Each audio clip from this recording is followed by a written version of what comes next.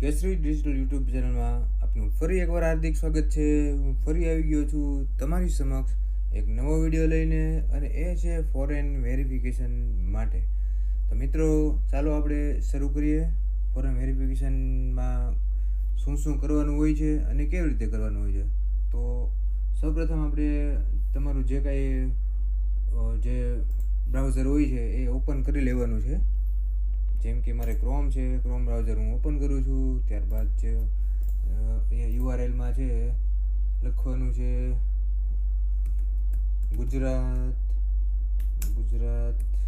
Nursing council foreign verification.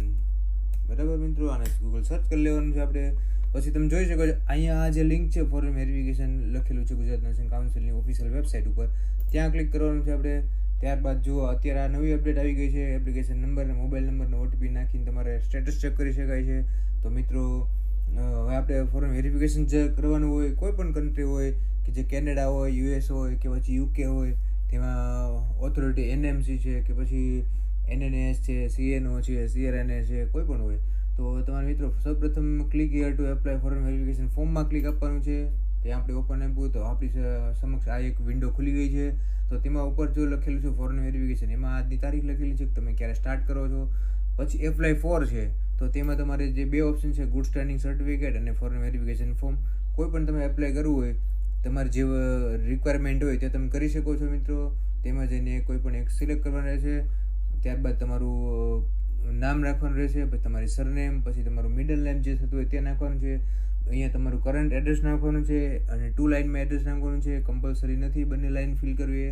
ત્યારબાદ તમારું city, તમારું સ્ટેટ અને પિનકોડ નંબર નાખવાનો છે તમારી. ત્યારબાદ તમારી કન્ટ્રી નાખવાની છે. અને ત્યાર પછી મિત્રો અહીંયા જો બીજી ક્વોલિફિકેશન છે, તેમાં બીએસસી નર્સિંગ કરવી હોય તો બીએસસી નર્સિંગ નાખવાનું છે. ડિપ્લોમા જીએનએમ કરેલો હોય તો જીએનએમ નાખવાનું છે. ત્યારબાદ જો એડિશનલ રજિસ્ટ્રેશન તમે કરેલું હોય તો પણ તે પણ નાખવાનું છે. ત્યારબાદ જો તમારો એપ્લિકેશન જે નંબર તમારો જે જીએનસી રજિસ્ટ્રેશન નંબર છે તે નાખવાનો છે. સપોઝ તમે જીએનએમ કર્યું હોય તો A1H થી ચાલુ થશે, તો તે સિલેક્ટ ઓપ્શન કરી લેવાનું છે. ત્યારબાદ તમારો જે રજિસ્ટ્રેશન નંબર હોય તે અહીંયા ફિલ્ટર નાખવાનો છે. ત્યારબાદ આ કોલમમાં તમારી બર્થ ડેટ નાખી દેવાની છે. ત્યારબાદ તમારો એપ્લિકન્ટ જે તે હોય તેને અપડેટ મેળવવા માટે ઈમેલ એડ્રેસની જરૂર છે તે નાખી દેવાનું છે. ત્યારબાદ તમારો જે કન્ટ્રી કોડ છે, સપોઝ યુકેનો 44 છે, પછી કેનેડાનો અને યુએસનો +1 છે, તો તે નાખી અને તમારો જે તે મોબાઈલ નંબર હોય તે નાખી દેવાનો છે. ત્યારબાદ તમારો જે એપ્લિકન્ટ છે તેનો પાસપોર્ટ નંબર નાખવાનો છે. પછી વિઝા ટાઈપ તમારે કયા છે, આમાંથી તમે જોઈ લો કે સ્ટુડન્ટ વિઝા છે, વર્ક વિઝા છે કે પછી પાર્ટનરશિપ ડિપેન્ડર વિઝિટર વિઝા છે કે પછી સ્કિલ વિઝા છે, તે નાખવાના છે તમારે. પછી તમારી પાસપોર્ટની જે તે કન્ટ્રી હોય તે નાખવાની છે. પછી મિત્રો ખાસ જણાવવાનું કે ફોરેન ઓથોરિટી છે કે તમારી જે તે ઓથોરિટી લાગતી હોય તેમાંથી તમારે સિલેક્ટ કરી લેવાની છે અને તે ઓથોરિટી નાખવાની છે કે તમારી આ ઓથોરિટી થાય છે. પછી તમારું ઓર્ગેનાઇઝેશનનું નામ છે એ પણ આમાં આવી જશે, બરાબર. જે તમે જે તે ઓથોરિટી સેવ કરશો એટલે, બરાબર. અહીંયા આવી ગયું આખું નામ. પછી ત્યાંનું એડ્રેસ નાખવાનું છે, તેનું સિટી કયું છે, સ્ટેટ કયું છે, એનો પિનકોડ નંબર છે, તેની કન્ટ્રી કઈ છે, અને ફોરેન ઓથોરિટી ઈમેલ નાખવાનું છે ખાસ કરીને મિત્રો, ભૂલતા નહીં.